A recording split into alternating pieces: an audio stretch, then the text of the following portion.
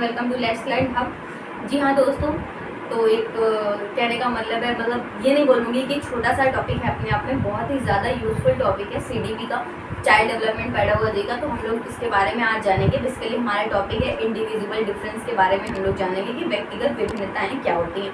ठीक है, तो इसके बारे में हम लोग डिटेल में डिस्कशन करेंगे। तो प्लीज़ आप हमारे चैनल पर नए हैं तो चैनल को सब्सक्राइब करिए, वीडियो को लाइक करिए, शेयर करिए और कमेंट सेक्शन पर मुझे बताइए वीडियो कैसा लगा। सो आगे बढ़ते हैं। देखिए, इसका पूरा डिटेल डिस्कशन हम लोग देखते हैं, one by one, step by step हम लोग चीज़ों को समझ लेते हैं। ठीक है, तो अपने आप में मैंने कहा कि यार जैसा कि हम लोग बात करने वाले हैं इंडिविजुअल डिफरेंस के बारे में, हम लोग समझ लेते हैं ये है क्या। ठीक है, बेसिकली तो इंडिविजुअल डिफरेंसेस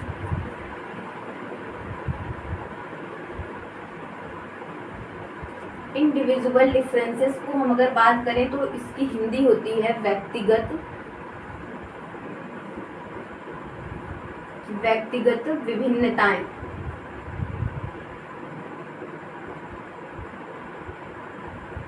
एडजस्ट करेंगे हम लोग विभिन्नताएं, या फिर हम लोग बोल सकते हैं अंतर। ठीक है, व्यक्तिगत अंतर क्या होते हैं, व्यक्तिगत विभिन्नताएं क्या होती है, बात वही होती है ना। तो अब ना इसमें हम लोग समझ लेते हैं। अगर हम लोग जैसा कि अभी तक हम लोग चर्चा में रहे हैं कि न्यू एजुकेशन पॉलिसी में क्या था। ठीक है, अब अभी मतलब क्या हो रहा है न्यू एजुकेशन में, और पहले कैसा क्रियोसेट था इसका, तो वो चीज़ें क्या है हम वन बाय वन समझ लेते हैं। तो पहले इसका अगर हम पार्ट की बात कर लें तो इसको पहले समझ लेते हैं, उसके बाद हम लोग देखते हैं। तो यार इसका जो पहले जो जितनी चीज़ें आपको किताबों में मिल जाएंगी इंडिविजुअल, तो मैं बता दूं इसकी बात जो है यार। तो जैसे बात करें कास्ट, एक मिनट लिख लेते हैं फिर समझते हैं बात को। जेंडर, लैंग्वेज और कम्युनिटी, और कास्ट हो गया, gender, language, community, religion. Caste जाति, जेंडर लिंग, लैंग्वेज भाषा, कम्युनिटी समुदाय, रिलीजन धर्म। बेसिकली यार हम बात करें अगर, तो जैसे कि क्लासरूम में है, स्टडी कर रहे हैं, पढ़ाई हो रही है, वहाँ पर टीचर और स्टूडेंट का कॉम्बिनेशन है, तो वहाँ पर मतलब किसी को एक को अगर हम पार्ट उठा लें तो किस जाति का है वो, उसका जाति क्या है। लिंग में बात करें तो कौन सा लिंग, जाति की बात कर लिया, लिंग मतलब हर चीज़ तो अपने आप में डिफरेंस ही होगा ना। लैंग्वेज क्या है, कोई पंजाबी बोलता है, कोई मराठी बोलता है, कोई हिंदी बोलता है, कोई इंग्लिश बोलता है ना। तो कॉमनली क्या है, कैसी लैंग्वेज है, किस समुदाय से बिलोंग करते हैं, ठीक है, उनका रिलीजन क्या है, उनका धर्म क्या है। तो सारी चीजें अपने आप में अलग होती है। अगर बेसिकली यार बात करें सब चीजें एक हो जाएंगी तो वो मूवी नहीं थी चट्टी रोबोट वाली, तो मतलब यार पूरी दुनिया क्या रोबोट बन जाएगी, जितनी चीजें बेसिकली उसमें डाल दी गई है वही वर्क करता रहेगा, वही अपने आप में चलता रहेगा। तो ऐसा तो है नहीं ना, इंडिविजुअल डिफरेंसेस पाए जाते हैं और हमेशा से वही चला है और इन फ्यूचर चलने वाला भी। तो मतलब उसकी तो कोई बात ही नहीं फिर। तो इतनी सारी चीजें क्या है कि हम पुराने उसमें देख सकते हैं कि जाति, लिंग, भाषा, समुदाय, धर्म, ये सारी चीजें अपने आप में सभी में अलग अलग पाई जाती हैं। और ठीक है ना, एक कॉमनली बात होती है, तो इसमें कोई वो नहीं है। अगर हम नई अगर बात करें इसमें, तो और डिफरेंसेस पाए गए हैं। जैसे वो क्या है, अगर हम इसमें की बात कर लेते हैं उसकी भी, तो नई चीजों में क्या होता है, जैसे बेसिकली अगर देख लेते हैं इंटरेस्ट,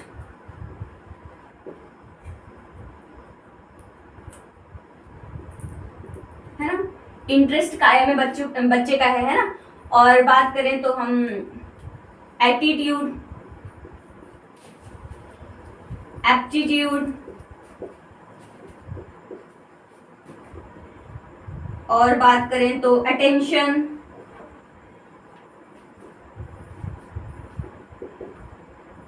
और बात करें तो यार इंटरेस्ट जैसे रुचि, एटीट्यूड यानी अभिवृत्ति,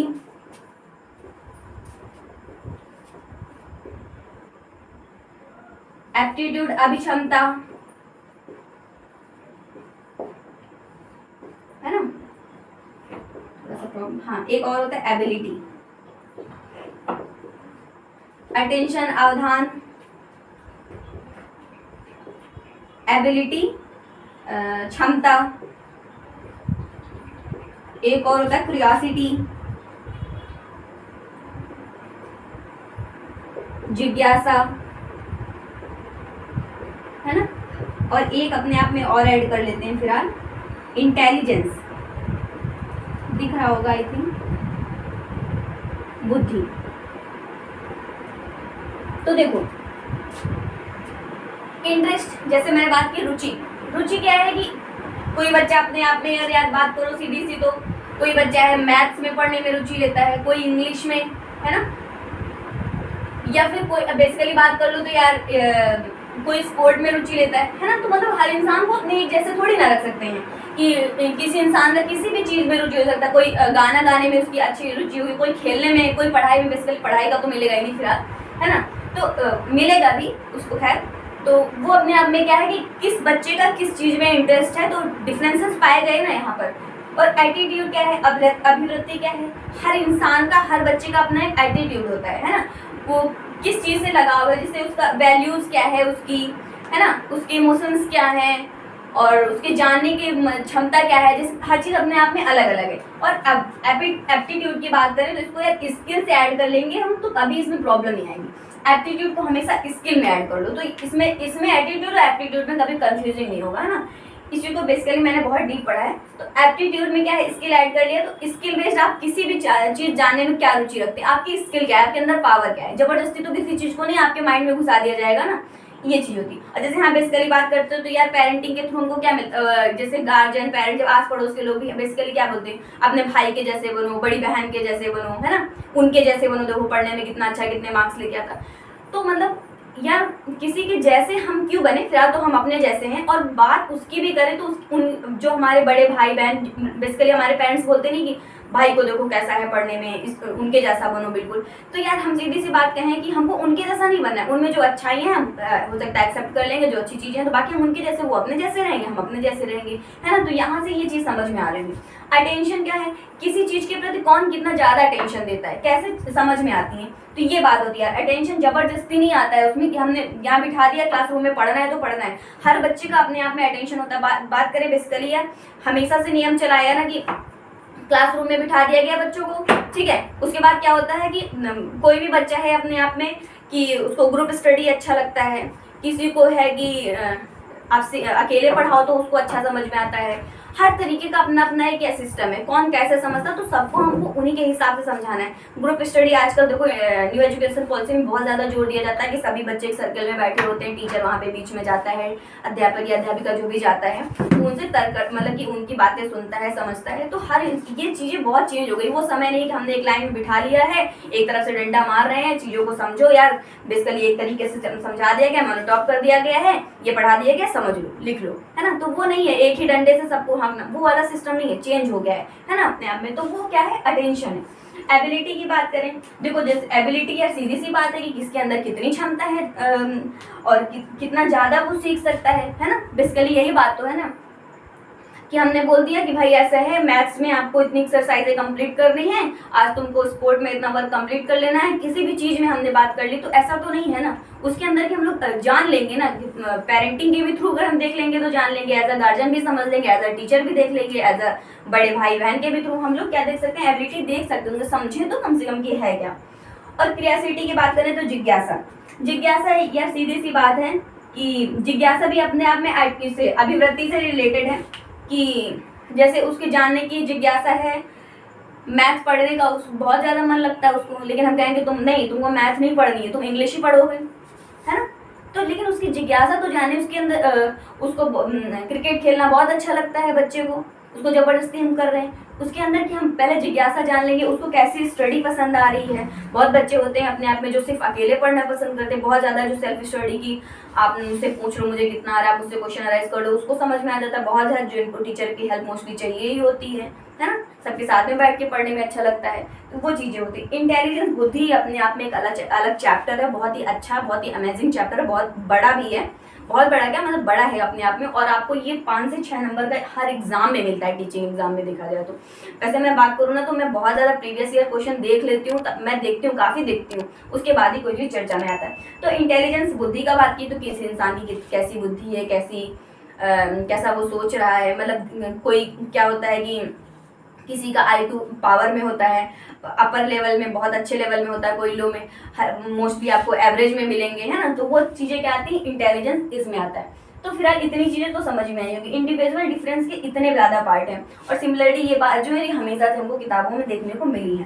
ठीक है, इतनी चीज़ें समझ में आई ना, तो अब हम लोग आगे समझ लेते हैं कि है क्या, और भी चीज़ें इसके बारे में हम लोग जान लेते हैं।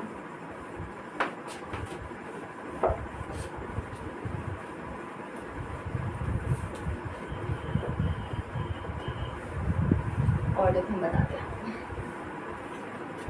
एक चीज़ और हम लोग देख लेते हैं, individual, INDIVI, individual differences among learner. ठीक है, यानी कि शिक्षार्थियों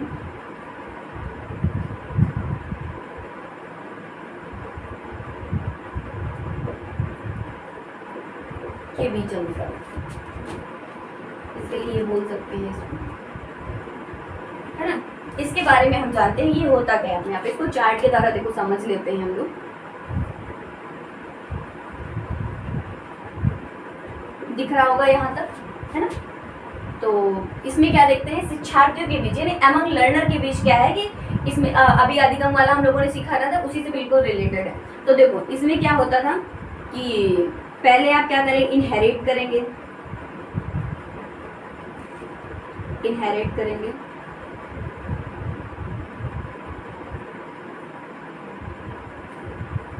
ठीक है, या एक्वायर करेंगे,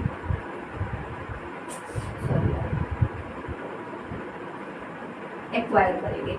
एक्वायर, इनहेरिट का मतलब है हेरिडिटी से है,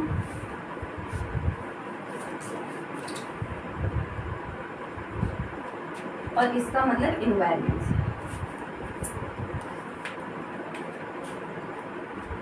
ठीक है ना। तो सबसे अच्छा आपने समझा ही था बेसिकली यार कि हेरिडिटी और इन्वायरमेंट का अपना कितना अच्छा रोल है ना। हर चीजें एक्वायर होती हैं, तो मैंने कहा कि कुछ चीजें जो है हमको हेरिडिटी से मिलती हैं और आगे की चीजें जो है एनवायरमेंट से मिलती है। इसको इसमें डिफरेंसेस पहले बता देते हैं, तब समझ में आ जाएगा। देखो, फिजिकल, मेंटल, एक और बोलेंगे टेम्परामेंटल, है ना। और इसकी बात करें तो हम लोग देखो यार, इन्वायरमेंट में क्या है, एजुकेशन,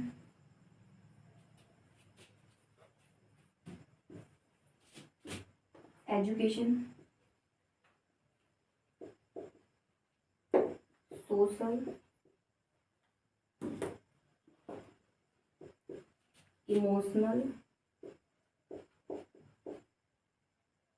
इमोशंस कर दो, और एक अपने आप में क्या हो जाता है, देखो याद नहीं यार बता रहे हैं। हाँ, तो जैसे मैंने कहा कि इनहेरिट कर रहे हैं, कोई चीज़ों को अपने आप में एब्जॉर्ब कर रहे हैं। इनहेरिट करने का मतलब है हमको हेरिडिटी यानी कि पेरेंट्स के थ्रू हमको मिलती है, जो हमारे यहाँ की मतलब कि उसको बोलते नहीं है यार, बहुत एक अच्छा वर्ड होता है अपने आप में, कि ये हमको क्या मिला है, जीन से मिला है ना। ये हमारे जीन्स से, हमको जीन्स के थ्रू हमको ये मिला है। तो फिजिकल क्या आपकी हो सकती है, शारीरिक बनावट जो है, ऐसा नहीं कि पिज्जा बर्गर खा के आप मोटे हो सकते हैं, वो तो बात अलग है, लेकिन आपकी जो शारीरिक बनावट है मेंटली क्या होगी, आपको आपके पेरेंट्स के थ्रू मिलती है ना, कि आपके जैसे मम्मी पापा भाई बहन रिलेटेड होंगे, आप उनसे कुछ ना कुछ मिलते जुलते ही होंगे, है ना। ये चीजें तो क्या है, वो हेरिडिटी से ही मिलती हैं। मेंटली का मतलब है कि ये नहीं है, मेंटल का अपने आप में अलग रोल है, कि जैसे हमने पैदा होती बच्चे अमेरिका में रख दिया जाएगा तो वहाँ का कल्चर फॉलो करेगा ना, उसकी मेंटेलिटी तो वैसे भी हेरिडिटी से आती है, कि हमारे पेरेंट्स किस एवरेज के थे, उनका IQ क्या था, मोस्टली चीजें वहाँ से 50% 60% क्या है, मिलती ही है। और टेम्परामेंटल की बात करें तो वो एक कल्चर से डिपेंड होता है, आप किस कल्चर में, जैसे हम जैसे कि किसी की बात कर ले, हम लोग किस उससे बिलोंग कर रहे हैं, हमारे पेरेंट्स कैसे, तो बहुत ज्यादा हाई में थोड़ी ना चले जाएंगे, है ना, सीधी सी बात। तो वो चीजें होती है अपने आप में, तो ये टेम्परामेंटल हो गया। हाँ, तो इसमें देखो इन्वायरमेंट में क्या है, एजुकेशन का अपने आप में बहुत अच्छा रोल होता है। एजुकेशन आपको आपके पेरेंटिंग के थ्रू ही नहीं मिलती कि आपके पेरेंट्स कितने पढ़े लिखे थे तो बच्चा उतना ही पढ़ा लिखा, ऐसा तो नहीं होता था ना कभी। इन्वायरमेंट में क्या है कि आपको शिक्षा एक्वायर करते हैं, आप शिक्षा ग्रहण करते हैं, आपकी मेंटेलिटी क्या है वो तो अलग बात होती है कि मेंटल क्या है, लेकिन शिक्षा में कोई ऐसा तो सिस्टम नहीं है ना कि हमने इतनी ही ज्यादा ग्रहण कि हमारे पेरेंट्स ने इतनी पाई थी तो हम इतनी पाएंगे। सोशल के आप सामाजिक कितने ज्यादा हो पाते हैं, आपका मतलब कैसा उठना बैठना है, कैसे उठने बैठने का तरीका है, वहां पर मेंटली आप ये चीजें होती हैं। इमोशंस क्या है, एक सामवेगिक चीजें होती हैं, है ना, कि मतलब जिस हिसाब से क्या है कि हम मोस्टली घर में ही रहते हैं, कहीं बाहर नहीं आ जा रहे हैं, तो क्या है हम इमोशंस के प्रति कम अवेयर हो पाते हैं, है ना, चीजों को कम जान पाते हैं। ठीक है, तो ये चीजें थी अपने आप में। तो एजुकेशन, सोशल, इमोशंस यही थी आई थिंक। तो ये चीजें यहाँ पर थी। ठीक है, ये सामवेगिक हो गया, सामाजिक हो गया और शैक्षिक हो गया। ठीक है, तीन ही तीन यहाँ पे थी। तो एक्वायर्ड करते हैं, ये एनवायरनमेंट के थ्रू मिल जाता है हमको, ये इनहेरिट करते हैं हम लोग, चीजें समझ में आती हैं। तो ये भी डिफरेंट होता है यार। जैसे कहते हैं ना, टीचर अपने आप में बात कर लेगा कि किसी भी क्लासरूम में मान लो बैठा है बच्चा, तो हमको उस नजरिए से उसको थोड़ी ना देखना है कि बात करें यार ये तो बहुत अच्छी फैमिली से बिलोंग करता है, इनके मम्मी पापा देखने में बड़े सुंदर है तो बच्चा ऑलरेडी क्यूट, मतलब क्यूट ही होगा, या फिर बहुत अच्छी बहुत रिच फैमिली से आए हैं तो इनके साथ हमको ये डिफरेंस नहीं रखना है यार। वहाँ पे अगर हम क्लासरूम में एज कहते हैं कि टीचर बनने से पहले आपको एक अच्छा इंसान बनना पड़ता है ना। टीचिंग का सबसे बड़ा अपने आप में यही एक चीज होती है कि यार अब अच्छे इंसान है तभी आप एक अच्छे टीचर बन पाएंगे। और सबके अंदर ये इम्यूनिटी नहीं होती है भाई, कोई अच्छा किसी का जो अपने आप में इन्वायरमेंट था तो वो टीचर बन पाया, किसी हर इंसान जैसे क्लास का बच्चा है, हर टॉपर तो क्या जरूरी नहीं ना कि वो अच्छा एक्सप्लेन कर लेगा, बहुत अच्छा टीचर बनेगा, इन फ्यूचर बन भी सकता है, ऐसा नहीं है। वो टॉपर था, बहुत अच्छा एक्सप्लेनेशन कर लेता, बहुत अच्छे से क्लास हैंडल कर लेता, बहुत अच्छे से ये कर लेता, हर चीजें तो नहीं कर लेता ना। उसके अंदर क्या एप्टीट्यूड पाई जाती है, क्या अभिक्षमता पाई जाती है उसके अंदर। हो सकता है कि हम लोग जबरदस्ती उसको टीचर बनाना चाह रहे हैं, वो कुछ और बनना, उसके अंदर कोई और एप्टीट्यूड हो, है ना। ये चीजें यहाँ पर थी। तो कहने का मतलब जो चीजें हेरिटेट करते हैं, मतलब हमको अनुवांशिक मिलती हैं, वो तो अनुवांशिकता से हमको मिलते ही हैं, जितनी चीजें हैं फिजिकल और मेंटल टेम्परामेंटल, ठीक है। और एक्वायर्ड इतनी सारी चीजें का, इससे भी रिलेटेड अगर हम बात करें तो बहुत ऐसी सारी चीजें हैं जो हम लोग एक्वायर करते हैं एनवायरमेंट के थ्रू। जैसे वातावरण में रहते हैं वैसे हम क्या करते हैं, चीजों को एक्वायर कर लेते हैं। ठीक है, तो बेसिकली अब हम लोग आगे नेक्स्ट चीजों को समझने वाले हैं कि वो क्या है। ठीक है,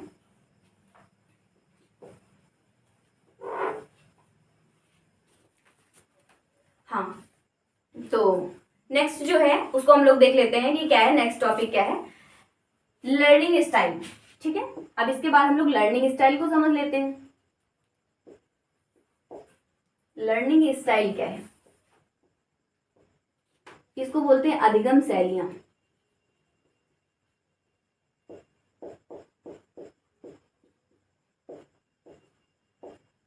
ठीक है, अधिगम शैलियां।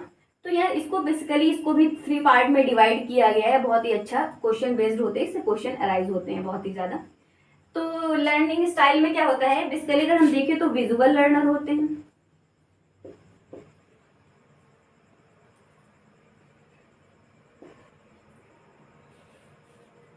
और उसके बाद एडॉटरी होते हैं,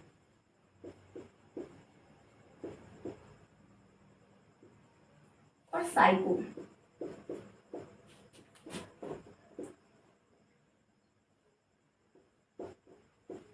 लर्नर देखो क्या होता है, 3 पार्ट बेसिकली हैं। इसमें मैंने कहा विजुअल जो होते हैं वो देख कर जो सीखते हैं, देख कर सीखने वाले, देख कर सीखना। और ये क्या है, सुनकर सीखते, हियरिंग होता है ये, सुनकर सीखते हैं ये लोग। और साइकोमोटर लर्नर की अगर हम बात करें एग्जैक्ट, तो इसको हम लोग बोलते हैं करके सीखने वाले। ठीक है, करके। अब देखो देखकर सीखने वाले की अगर हम एप्टीट्यूड इसकी बात करें तो इसमें क्या होते हैं, 60% जो है देखकर सीखने वाले हैं, 35% जो है सुनकर सीखने वाले हैं, और 5% जो है कर। देखो बेसिकली बात करें हम तो साइकोमोटर करके, जैसे कि बेसिकली हम क्लास में गए, क्लासरूम में गए, तो ऐसा नहीं कि हमारी हैबिट नहीं है तो हम चार्ट पेपर नहीं लेके जाएंगे, हम चार्ट पेपर देखकर नहीं समझाएंगे बच्चों को, हमारा जो अपना रवैया है बस वैसा ही हम मोनोप्लोट करते रहेंगे, चीजों को समझाते, ऐसा नहीं है।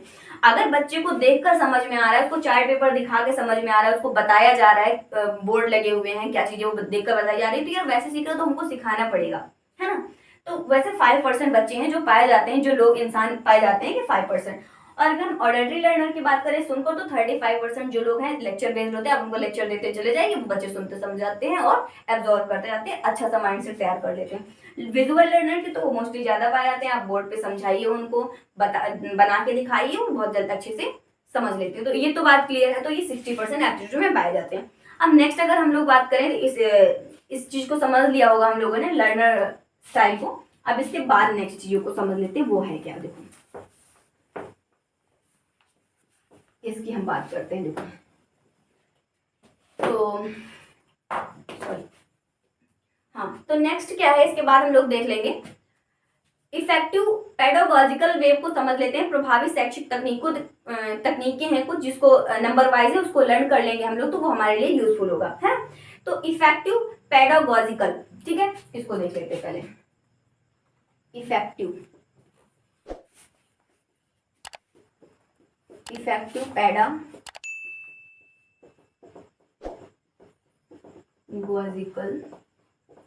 वेव, शैक्षिक शिक्षण तकनीक।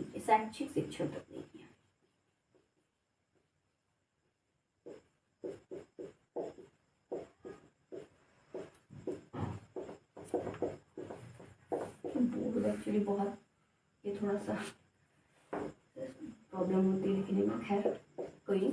तो इसको मैंने कहा था, इसको हम लोग समझ लेंगे, ये लर्निंग बेस्ड होता है, इसको हम लोग याद कर लेंगे कि होता क्या है, ठीक है। तो प्रभावी शैक्षिक तकनीकी, या फिर हम बात कर सकते हैं शैक्षिक शिक्षण तकनीकी के बारे में हम लोग जान लेते हैं इफेक्टिव क्या है। तो यार बेसिकली अब इसके पार्ट्स को हम लोग समझ लेते हैं। हम एक हो गया, नंबर 1 बात करें तो सामग्री का एकीकरण हो गया, ठीक है। विभेदी अन्वेषण हो गया, क्षमता समूहन हो गया, पूर्वाग्रह का अभाव हो गया, ठीक है। लिंग मुक्त दृष्टिकोण से जो पूर्वाग्रह का अभाव किया जाता है, या फिर समतावादी शिक्षण हो गया, ठीक है। तो हम लोग इसको देख लेते हैं। सामग्री का एकीकरण हो गया, नंबर 1 दिख रहा होगा,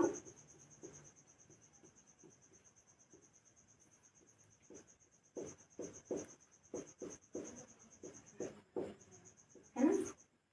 विभेदी अनुदेशन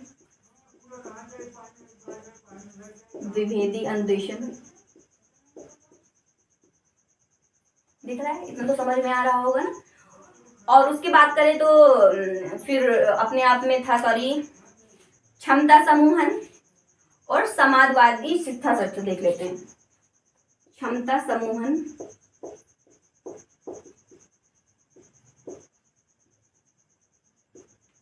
क्षमतावादी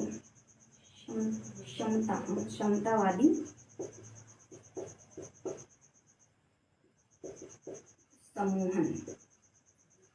और जो एक लैंग्वेज, ये तो समझ में आ रहा होगा, है ना, यहाँ से दिख तो रहा है ना बेसिकली। हाँ, इसके बाद अगर बात करें तो हम पूर्वाग्रह का आकलन,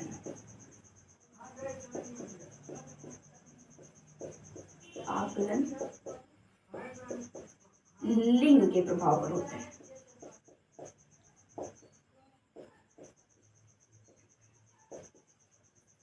जेंडर बेस्ड होता है। तो सामग्री का एकीकरण करना, विभेदी अन्वेषण, क्षमता समूह, समाजवादी समूह, पूर्वाग्रह, ये अपने आप में एक वर्ड्स थे जो तकनीकी में यूज किए गए थे, ये क्वेश्चन एनालाइज में मिलते हैं। इसको अपने आप डिफाइन कर लेंगे, समझ लेंगे कि सामग्री क्या है, कि हम अगर क्लासरूम में गए हैं तो कौन कौन सी हमारे पास चीज़ें हैं, कैसा हम लैंग्वेज यूज़ कर रहे हैं। अगर हम हिस्ट्री पढ़ा रहे हैं तो हमारे पास क्या उसका रेफरेंस है, क्या कंटेंट है, क्या संदर्भ में हम चीज़ों को समझा रहे हैं, तो वो रेफरेंस, वो सामग्रीकरण। विभेदी अनुदेशन का मतलब है चीज़ों को तोड़ तोड़ के, पार्ट करके उसको समझाया जा रहे हैं। ऐसा नहीं है कि हम कोई चैप्टर एक्सप्लेन करते जा रहे हैं, बोलते चले जा रहे हैं, ऐसा नहीं है। और क्षमता समूहन का मतलब है यार, जैसे बच्चों को ग्रुप में डिवाइड करना है कि 60% बच्चे जैसे कि इतने मार्क्स लाने वाले तो उनको इस ग्रुप में रख लिया हमने, इस मार्क्स लाने वाले तो इस ग्रुप में लगे। ये भी अपने आप में क्षमता अन्वेषण है, क्षमता समूहन की बात है। तो ऐसा हमको करना नहीं है, ठीक है। ये चीजें लॉजिकल, ये हमको अप्लाई नहीं करना है अपने में, कि हमने बात कर लिया भाई कि 90% वाले बच्चे एक साथ बैठ जाए, इनको हम आगे समझा देंगे, बाकी हमको मतलब नहीं, तो ये हम अप्लाई नहीं कर। समतावादी समूहन में क्या करना है कि समान उसमें लेवल में हमको देखना है, उसको चीजों को समझना, समूह में बताना। पूर्वाग्रह का आकलन करना, जैसे कि बेसिकली बात नहीं होती है कि यार पूर्वाग्रह आकलन कर लेते हैं हम लोग, पहले से क्या कर लेते हैं कि एब्जॉर्वेशन कर लेते हैं, आकलन बना लेते हैं कि भाई ये लड़का है ना तो इसको मैथ बहुत अच्छी आ रही होगी, ये लड़की है तो बेसिकली इसको समझ में नहीं आ रहा होगा, है ना। हम लोग क्या करते हैं, लिंक के आधार पर पहले से समझ लेते हैं, ये लड़का है यार इसको अच्छे से समझाओ, ये बहुत जल्दी कैच कर लेगा, है ना, ये लड़की है, इनको ये सब बेसिकली बात की जाती है ना, जो काम होते हैं इनको इस चीज में बता दो तो इनको इस चीज में समझ में आ जाएगा, है ना। ऐसा नहीं होता है, आपकी जनरेशन क्या है वो तो बेसिकली फिलहाल मुझे लेक्चर नहीं देना है, तो समझ में आती है ना। तो हमको क्या करना है, टीचर एप्टीट्यूड में कहा कि एक अच्छा इंसान बहुत ज्यादा बनना बहुत ज्यादा जरूरी होता है। तो अगर हम टीचर हैं तो हमको ये लिंग का प्रभाव, लिंग जेंडर पे हमको नहीं करना, ये लड़का है ये लड़की, इस बेस पे हमको कोई काम नहीं करना। इतनी बातें तो समझ में आ गई ना। ये हमको सिर्फ नाम याद करने, इसलिए अगर समझना चाहते तो हम लोग छोटे छोटे वर्ड में भी इसको समझ लेते हैं, ये नहीं है। इसको क्या है कि ये वर्ड ऐसे यूज होते हैं, है ना, इसलिए क्या करना है, इसको याद कर लेना है, समझ लेना है। अब इसके बाद की बात करते हैं, तो लास्ट एक चीज है उसको भी समझ लेते हैं हम लोग, उसके आगे उसके बाद हम लोग देखते हैं, ठीक है, पूरी कहानी क्या है। तो चलिए अब इसके बाद की कहानी देख लेते हैं।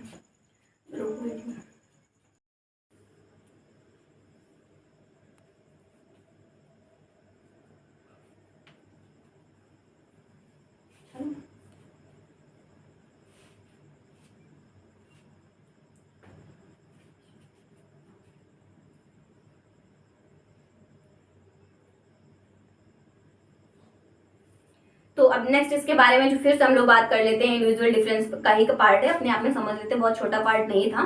तो इसके बाद जो है हम लोग समझेंगे एजुकेशनल एम्पलीफिकेशन, ठीक है, शैक्षिक अनुप्रयोग क्या है। तो एजुकेशन एम्पलीफिकेशन है क्या, इसको भी समझ लेते हैं। एजुकेशनल एम्पलीफिकेशन,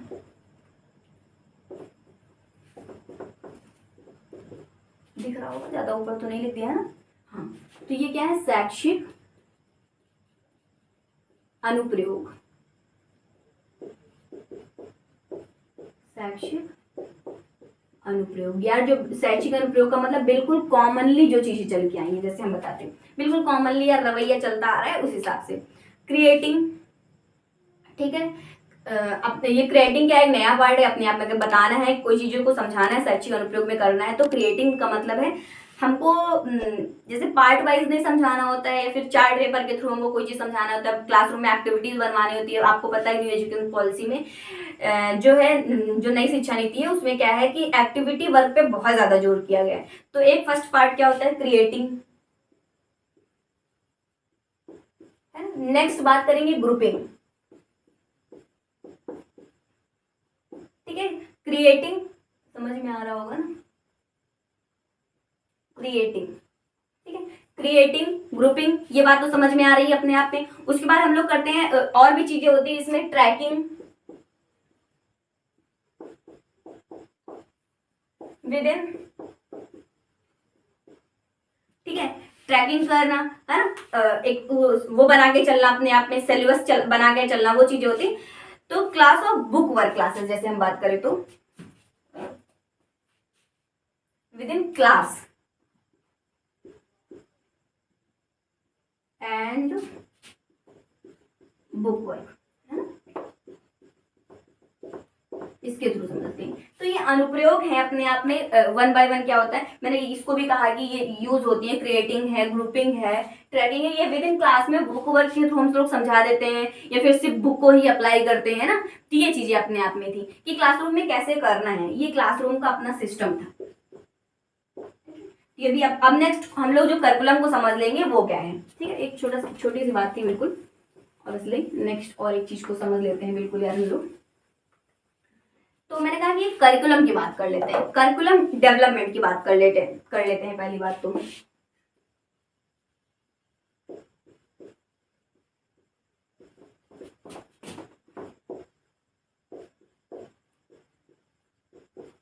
करिकुलम डेवलपमेंट की अगर हम बात करें तो जिसमें जैसे कि बात होती है, पेडागोजी आता है अपने आप में,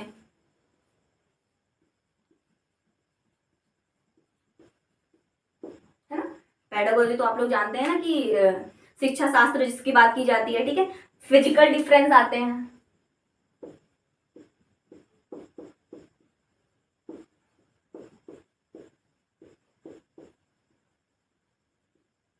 ठीक है, फिजिकल डिफरेंसेस आपके आते हैं। और बात करें तो कॉग्निटिव डिफरेंसेस आते हैं, संवेगात्मक जिसको बोलते हैं हम लोग।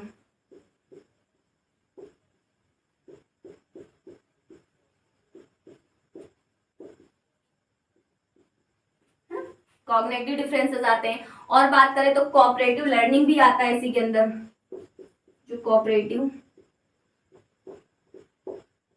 अगर हम बात करें, आपने हमारा जो लेक्चर एक था हेरिडिटी इन्वायरमेंट का, उसमें देखा होगा तो ये सारी चीजें तुमको वहाँ पे कोऑपरेटिव, कॉग्निटिव और पेडागोजी भी हमने अपने, पेडागोजी तो हर उसमें ही बोलते हैं, वैसा कुछ नहीं है। तो कोऑपरेटिव लर्नर हो गए, तो वी ऑल कैन लर्नर, देखो यहां से दिख रहा है, हाँ, लर्नर डिफाइन